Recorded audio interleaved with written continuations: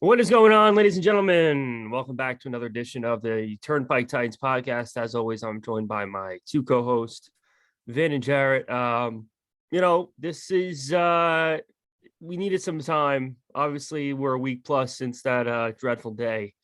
We needed some time to just kind of sulk and get out the emotion. And I know there's a lot left still, but we're gonna do our best to compose ourselves to put together a final show of the season before we head into the off season. A lot to get into. We're going to exercise every second of this show as we can. I did a little venting already on Twitter, so I'll turn it over to the two of you first, as always. Vin, why don't you start us off? Just let it go, man. Give us everything you got, and we'll try to break it down after that. Piss poor performance by the offense. Underwhelming, let down. Any word you want to use, unacceptable, just no balls on offense, just predictable, awful play calling from the start. Tried to force feed Henry, which was, I understand you want to get the crowd into it, but I mean, Foreman had more carries on 4 yards than Henry did on 20. It's just last year you felt like the defense could do no right and the offense could do no wrong. And this year, at certain times it felt the opposite. And it really felt that way in the last game, defense in all my years of watching football, I've never seen a team get 9 sacks in one game. 9, you know what I mean? And then we get 9 sacks in one game. Should have been 11. Yeah, exactly. They got lucky on that, when they didn't call it delay a game, and then we sacked them, and then they did call it delay a game. It was just unacceptable, on offense. It was a joke. We gave the game away. Not discrediting Cincinnati at all. They're a young team. They're gritty, but there's no reason why they should have won that game. We should have won that game by double digits, in my opinion. You can't expect to win the turnover battle in any game and win it. You can't lose the turnover battle in any game and expect to win it. You really can't expect to win the game when you lose a turnover battle in a playoff game. 3 piss poor interceptions, stare down the receiver on the first one. Second one was a great play by, Hilton.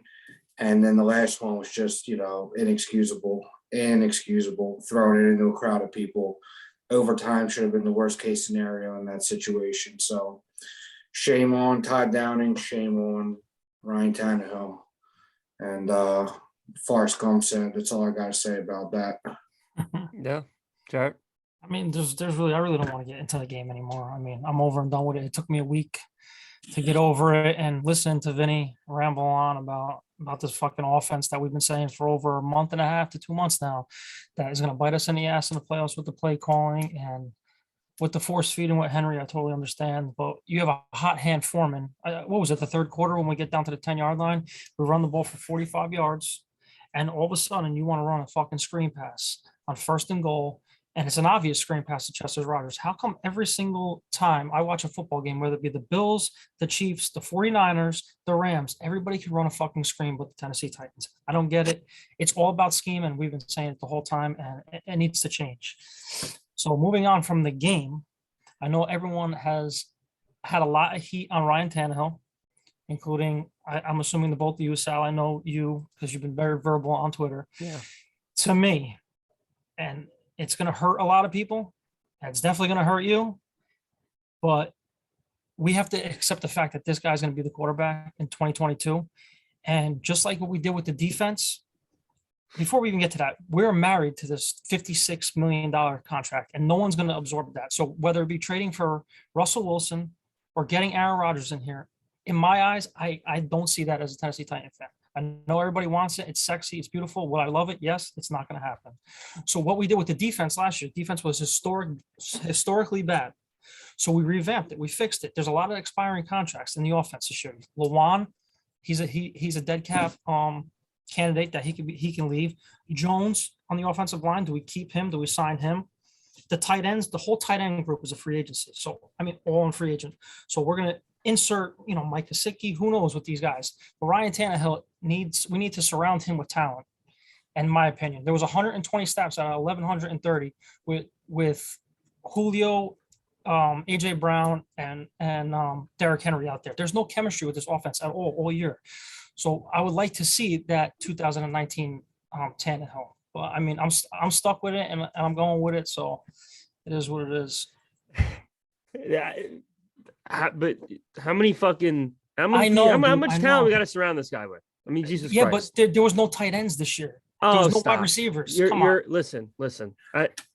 He could have had fucking Tony Gonzalez out there last Saturday.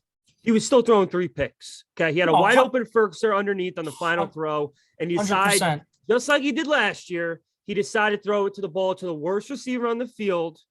And in my opinion, it's beyond just him being an idiot. I think it's partially due to the fact that it brings less blame to him. Oh, I'm going to throw to Khalif Raymond. If he don't make the play, well, it's not as much my fault because it touched his hands. Oh, I'm going to throw it to Nick Westbrook-Akina. Oh, it hit his hands. No. I can't sit back and deal with it anymore. Listen, the Rams did this already. They did exactly what we're hoping to do. And look how it's working out for them. They went to a Super Bowl with this fucking Jared Goff guy, and they still gave, how many picks did they give away for Stafford? I don't remember. 2 maybe? Whatever it was. Listen, I understand the money, and I've been saying it. I could say it 100 million more fucking times till I'm blue in the face. I know the money is shit. I know there's 50 against it. I get all of that. But you're wasting your time. You're wasting all of this talent, all of this window with this guy. Because guess what? We're not going to be a number 1 seed anytime soon again, folks. So now you're missing out on the home field advantage. You're missing out on the bye week. And now you got to win 4 fucking games to win a championship, not just 3. You got to depend on Ryan Tannehill to help win 4 fucking games. And now we've seen 3 straight in which are, and listen, I waited till the show to say it. Not for nothing. Derrick Henry needs a little bit of blame here. He needs to be at least brought up in the fact that he wasn't 100%, he wasn't in game shape, and he cost his team points. Yeah, but how is that his fault now? You're going back to the scheme. You have a hot hand in Foreman who has 4 carries for 60 yards. You decide to throw it. It's all about schemes too. It's about schemes. It's and about play schemes. You're calm. Right. No, it is. But it's terrible. Let's just call a spade here. This is the 3rd fucking straight game in a row. He hasn't been even remotely productive. 20 carries for 60 yards is not productive when you are observed as the best running back in the league. I understand injury. I understand all that. I'm not putting all the blame on him, but no one is even touching, is terrified to even bring up the fact that he really, I mean, you need a little bit more. You gotta lunge for the fucking 2-point conversion. He didn't lunge for it. He just fell down. I mean, that was a bad call to begin with. It was a bad call, but it took bad calls all game. It took everything out of me to watch it again. He didn't even fucking reach for the line to gain. He didn't even reach. Now, was that play call going to make a break or the game? I don't really think so. And I know everyone thinks, oh, you get the extra point and you win the game. No, it changes the entire game. It changes everything. Doesn't just mean you're going to be up 1 point with the final possession. No, the entire scheme changes. It's all about the game. It's easy to say in the heat of the moment. Yeah. And I said it, I tweeted it. If we went for the extra point, it would have been nice to have now, but it would have changed everything. There's no guarantee we would have won that game if we take second point. Anyway, I like the call, by the way, to at least go for it after the penalty. But not to go on a tangent, because I've been on enough tangents over the past, week plus, but we're wasting a year at Ryan Tannehill. It's a waste. You can believe, and I envy you that you still believe, Jared. I really do, because I want to believe. I'm not saying I believe. I just say giant fucking thing I got behind me.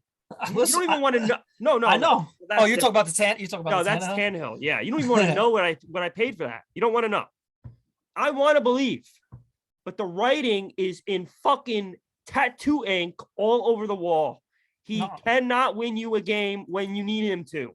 You need 22 to win a postseason game. 17 ain't going to do it. You got A.J. Brown. You got Julio Jones. Yeah, you but had to run.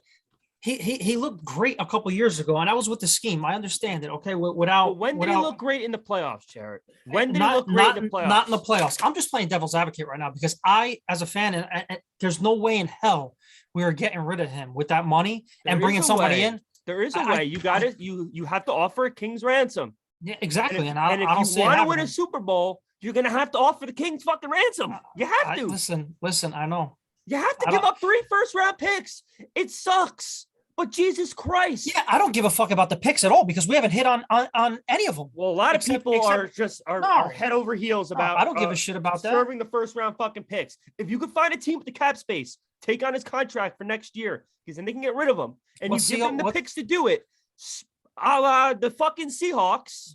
How much cap do they have? Do they have enough? They have enough. I already saw a tweet. I don't know exactly how much, but I saw there was a guy who was an agent at some point. He verified on Twitter. He said Seahawks have enough cap to take him. They need the picks from the fucking the Adams trade when they got Jamal Adams. They need the fucking picks. It can be done. So everyone needs to stop settling. If he pulls the trigger, I'm all for it. But if he doesn't, and we are stuck with him, we need a hell of a lot on offense right now because we have expiring contracts. We have older linemen. We have 0 tight ends now, and that's what's killed us all year. And to be honest with you, I would like to move on from the Julio experiment. I'm not ready for that. That's $14 million against it. You have Mike Williams out there. You have Juju. You can have Juju in the slot. You have DJ Shark as a slot receiver. Michael Gallup out there. There's a lot of good guys still out there too. And Mike Williams, he had a really good year too, especially in the red zone. Love Mike Williams, but he's gonna get damn near close to that Julio money. I'm sorry, he is. Yeah, but he's more reliable. Yeah, on the field. Yeah, he's more reliable. But listen, Again, if Daniel's quarterback next year, then for the first time since 2014, which is 7 years, I'm gonna go into the season just as someone who loves watching Titan football. There's zilch Super Bowl aspirations with Ryan Tannehill, and I've given this guy every fucking chance. I've supported him through thick and thin. AFC Championship game, no show. All right, let's get more pieces around him. He needs more offensive help. Next year, defense is a joke. They actually showed up fairly decently against Baltimore. But, all right, another no-show. Won the division, home playoff game. And then this game Saturday. I mean, this game that we saw was just one of the most despicable, utterly embarrassing performances by a quarterback and offensive coordinator as you're ever gonna see. And this is why we get no fucking attention, because we do this shit year in and year out.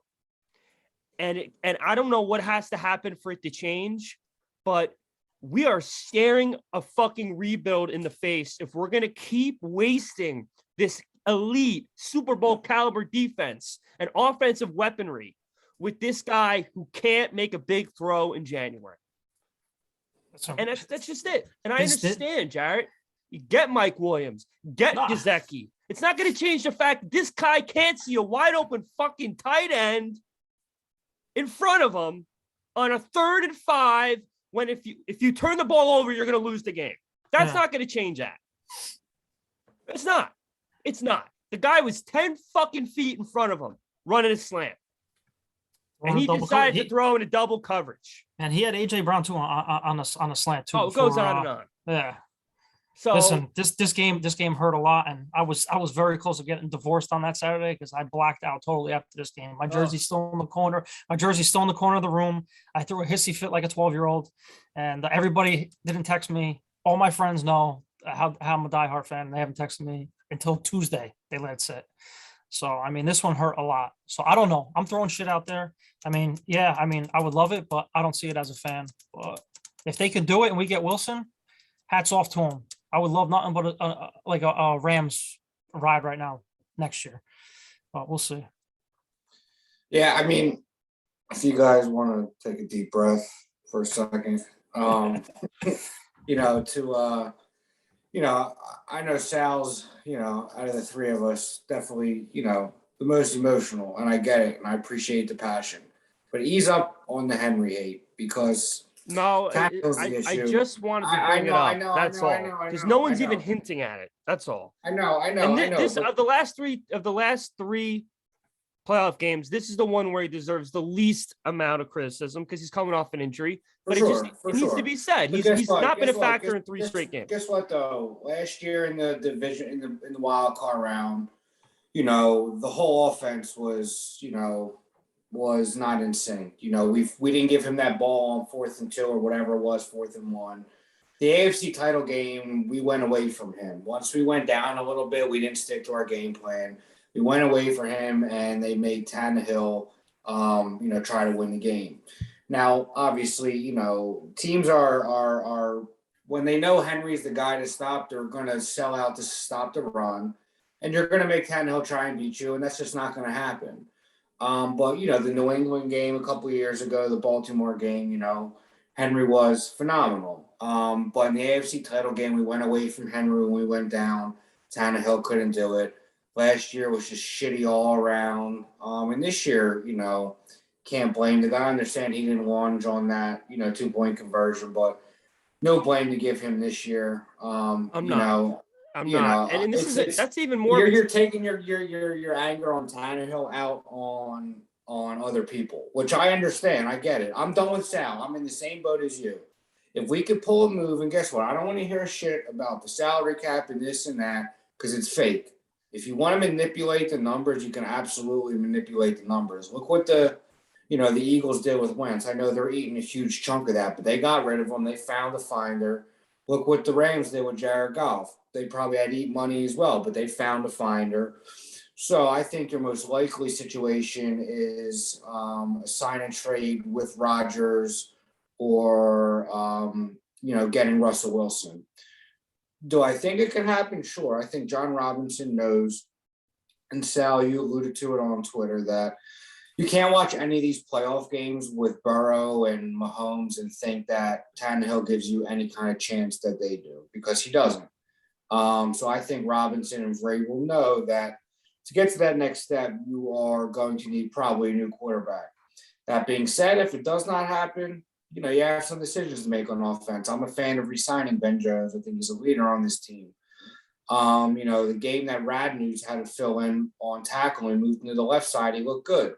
To move on for Wilon, I'd be surprised, but if you do, I wouldn't, I wouldn't be all that surprised that moved on from him. Probably going to keep Julio. Obviously, we might extend AJ, but you got to go get a tight end, whether it's through the draft. I like the kid from Coastal Carolina a lot, or go sign Gesicki. But, I have a hard time believing, like you said, Sal, it doesn't matter who you put around, Tannehill. If you sell out to stop the run, if I'm a D coordinator, I'm saying, fuck it, I'm putting 8 in the box. If Tannehill beats me, good for him, but that's what I'm going to make him do.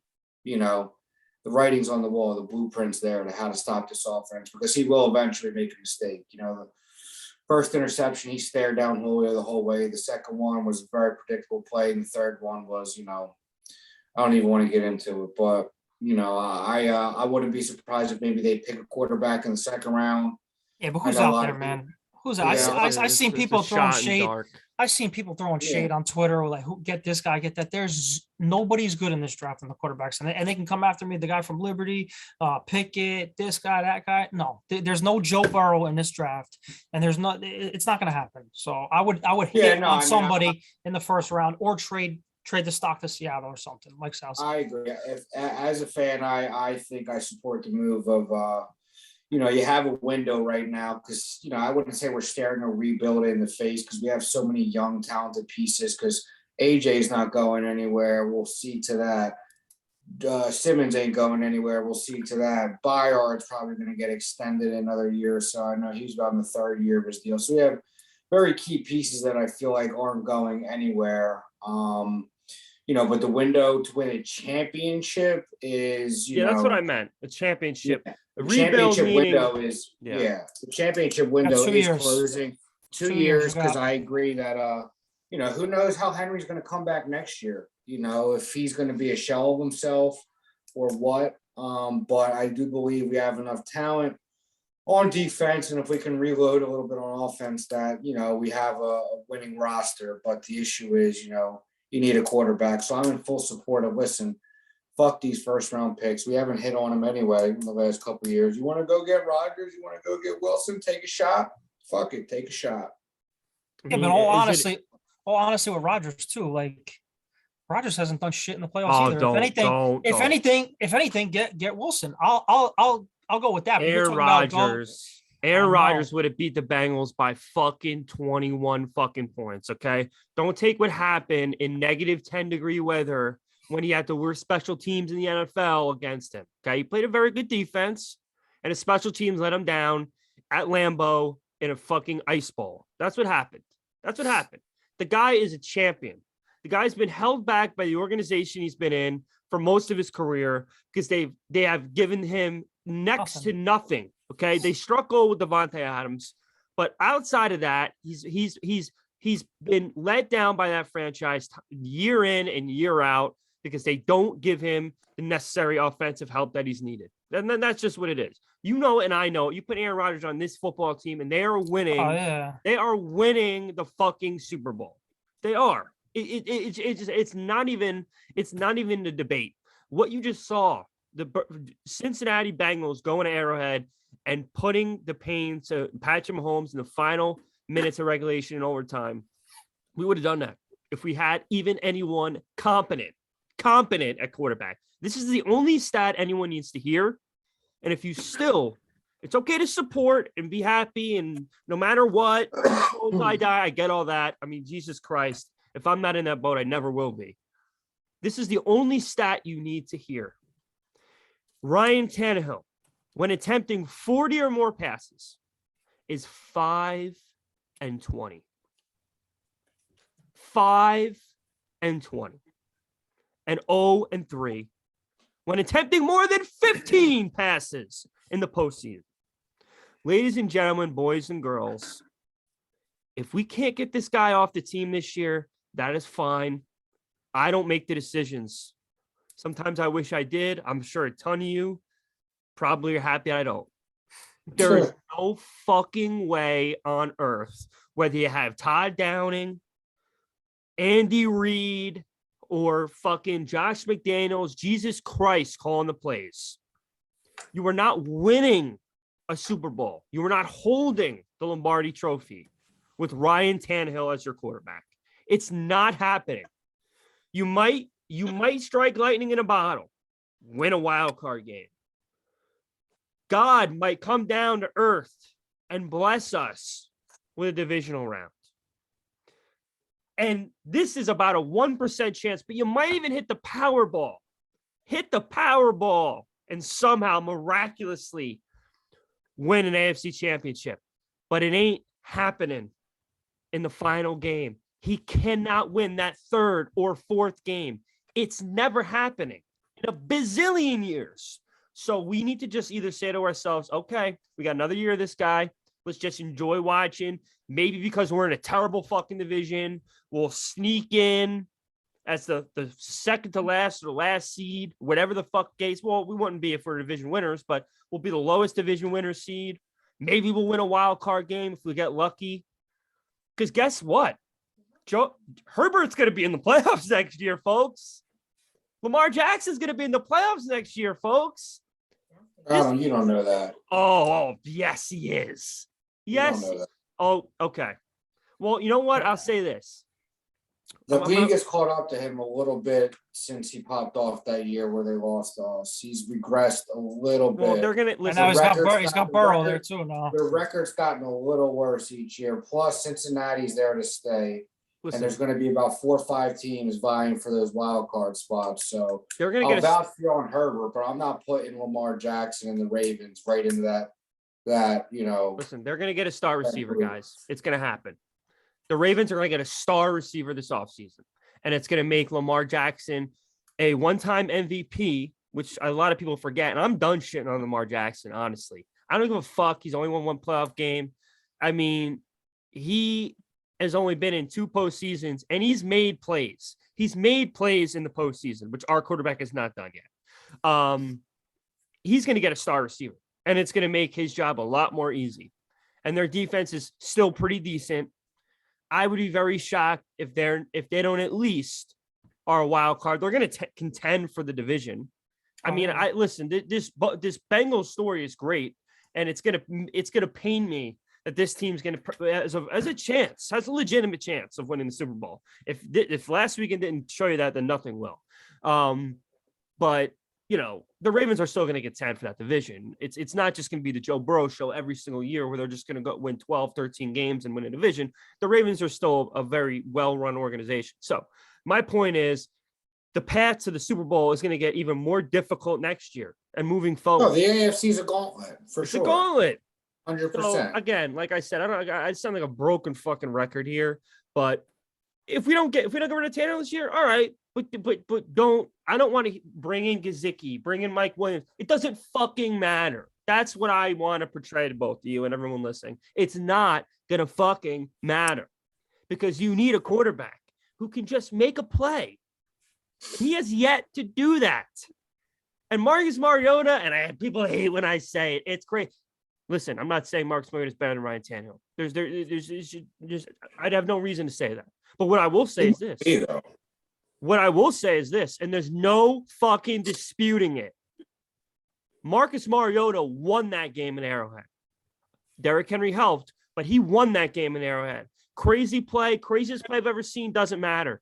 It happened. He made it. And then he went down the field at the end of the game, threw a fucking pass to Eric Decker. Incredible pass right where it needed to be. And they won that fucking game. And Ryan Tannehill has had 5 playoff games. And if Derrick Henry doesn't rush for 200 yards, he does not win any of those games.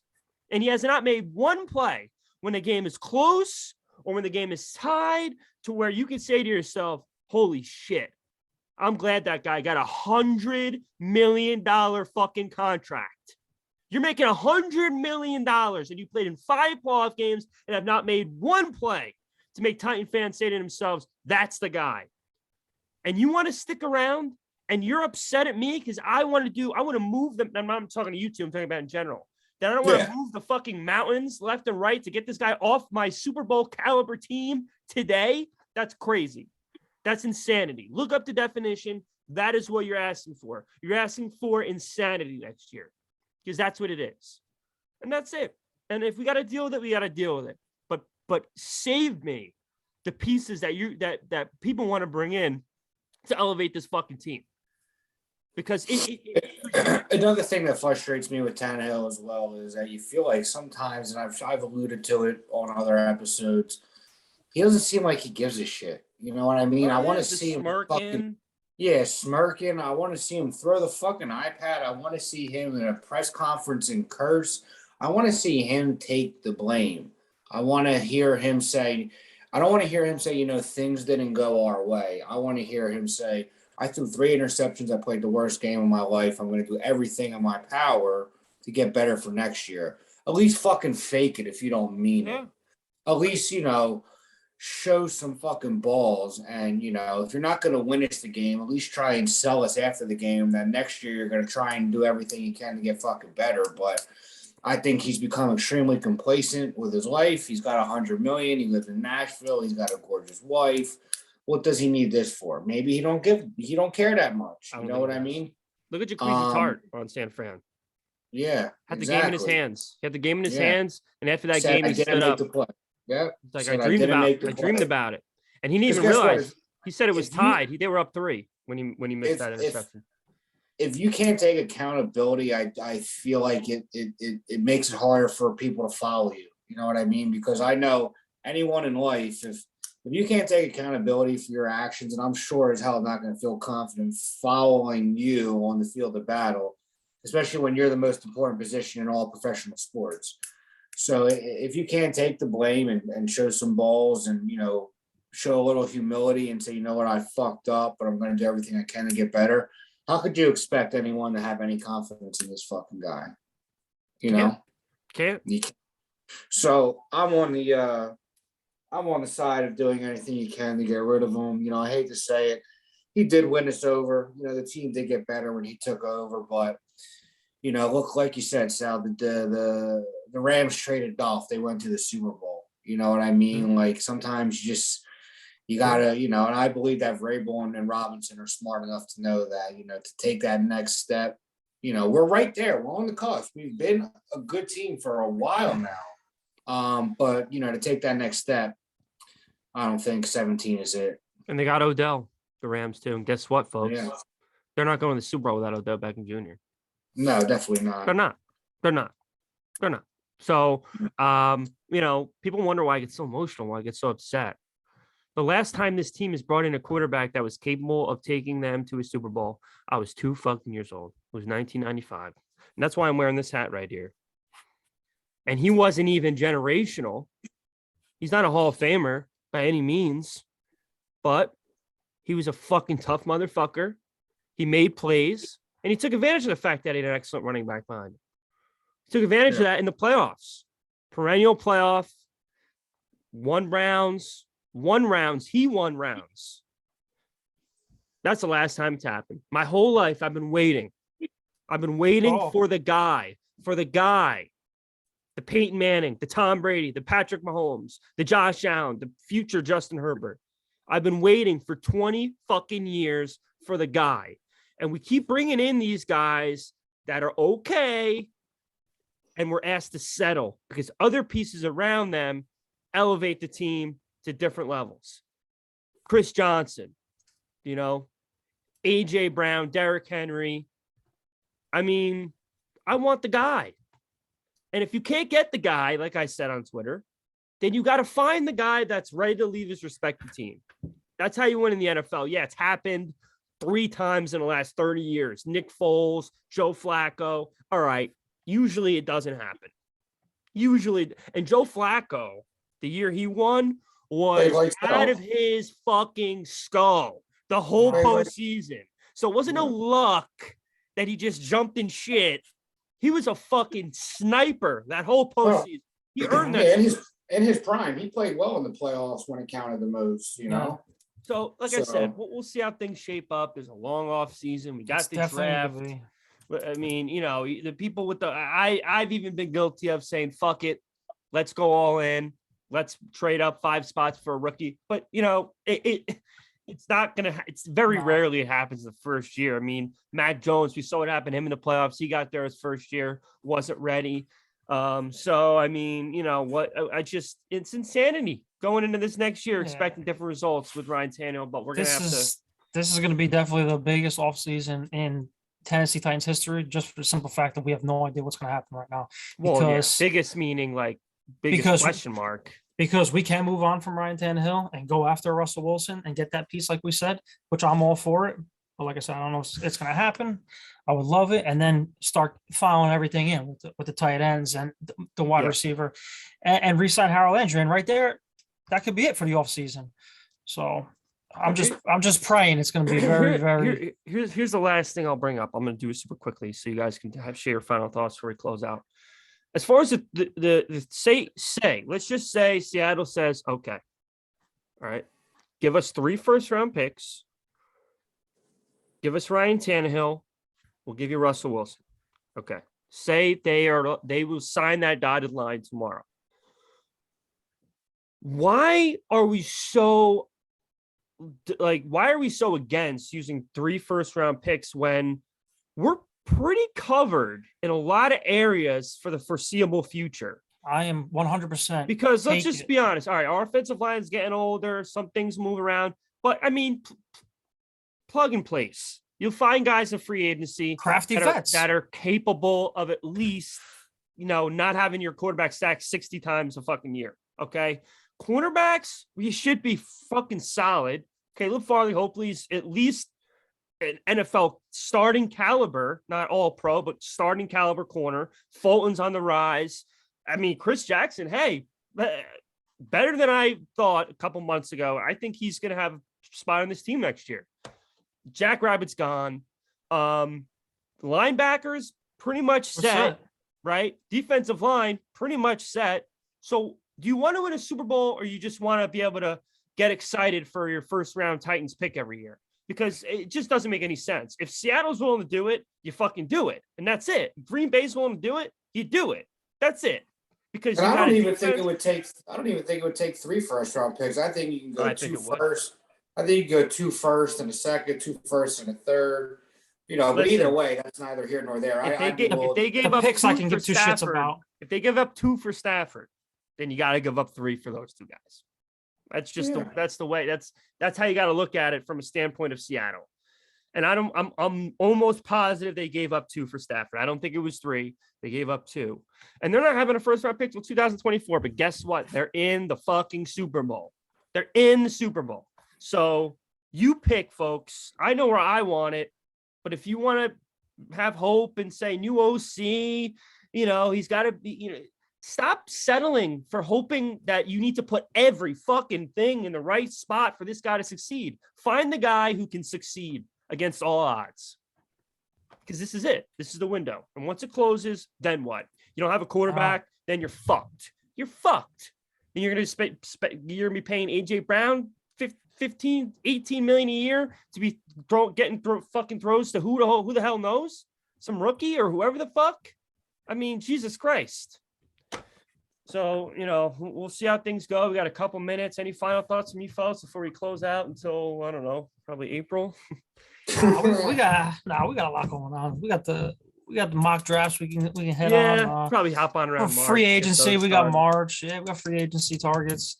I don't know, man. If something happens, I'm going to say quick. I am a Tannehill supporter right now as we speak. But if we do pull off that trade, God willing, I'm all for it. I'm sending picks, everything. But I don't see it as this franchise. I want it to happen. I just don't see it. So something needs to change my mind. I agree. I don't see it either. It's disgusting. It's despicable. It's crazy. But I don't see it either. It's just despicable. Well, I think it's possible. I think John Robinson has shown that he's willing to pull the trigger before, and They need to. I'm all for it. Whether you want to go all in for Rodgers or Wilson, fuck it. Because the only thing you can ask, and even though we want to say Julio didn't work out this year, well, guess what? You want your team to take a chance. We took a fucking chance on him. You know what I mean? So take a fucking chance again. And if it don't work out, it don't work out. But, this is the window. You got 2 years to keep this defense intact with just about everybody returning. You got A.J. Brown. Who knows? Maybe we get a revived Julio next year. You get a tight end in free agency. You put a Russell Wilson and Aaron Rodgers on that team. And, we could do some damage. But I'll believe that when I see it. But I'm all for it. I'm done with 17. All right, you heard it first from Mr. Vin. He said he is done with 17. I'm done with 17. Jared's holding on to that pipe dream. I'm teetering right now until something happens this offseason. I want it to happen. I don't give a shit about the picks. That's my whole thing. People are all in love with the picks. Oh no, the picks. Who gives a fuck about the picks? Send somebody out just like everyone else is doing. But does John Robinson have the balls to do it? It's not about having the balls. It's about having the fucking brain cells. That's all you need to know. It's the balls to do it too. It's really Amy Adams, realistically. She's got the balls. She has the balls to do it, but will she use her balls to do it? Well, will they pull the trigger is the big question. We'll see. I mean, listen, Jesus Christ, 9 sacks to lose. Like I'm getting nauseous thinking about it. And an interception. I mean, again, second time he's had a chance in the fourth quarter to lead his team to victory. He doesn't do it. We're going to wrap it up, folks. Make sure you like, subscribe, and comment, whatever platforms you're listening to this on, YouTube, whatever, Spotify, Apple Podcasts, whatnot. Like Jared said, we'll be on soon, do mock drafts, things like that, talk trade talks, things of that nature. But we're going to wrap it up for at least this 2021 season. Hope you guys have fun. We're coming back next year with a lot more, so stick around. And as always, tighten up. Tighten up, fellas. Russ, we need you, bro. Peace.